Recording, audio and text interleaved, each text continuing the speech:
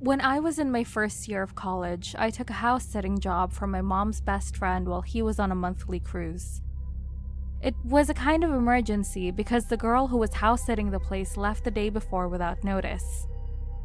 I saw it as a way to earn a few bucks, so I didn't mind spending a few nights in a large house with plenty of food, PlayStation, and cable TV.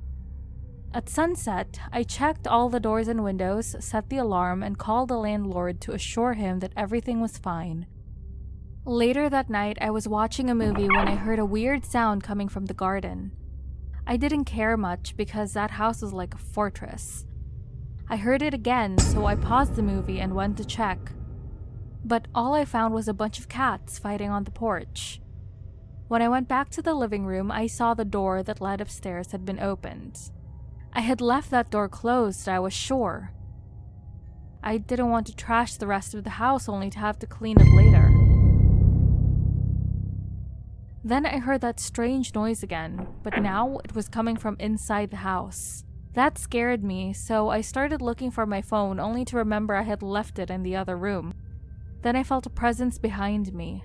I turned around quickly and saw a man holding a rope walking towards me. Jumping in fear, I dropped my phone. I grabbed a pot from the table and I smashed it over the man's head. That gave me a few seconds, so I managed to run away into the next room and close the door behind me.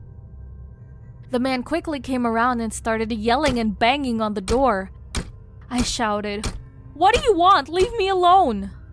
He stopped and then said, "I'll be back for you." I could hear my breath deeper and deeper, but then I realized that wasn't me I was hearing. I turned around and saw a girl tied to the radiator. I got closer. She opened her eyes slightly and tried to say something. We looked at each other for a few moments in silence. The banging started again, this time much louder than before. He was using something heavy. The iron window was shut electronically, but it was too small to get through anyway. I looked around, found a lighter, and I started to burn a piece of paper. I put the flame close to the smoke detector. The fire alarm went off. The banging stopped. After a few minutes, the firefighters arrived, and so did the police, medical assistants, and even local TV. The girl was in shock and didn't say a word. She had been tied up in that room for 3 days. That man had been using the girl's phone to text her family and keep them quiet. But people started calling, so he had staged an unexpected and urgent journey the girl needed to take.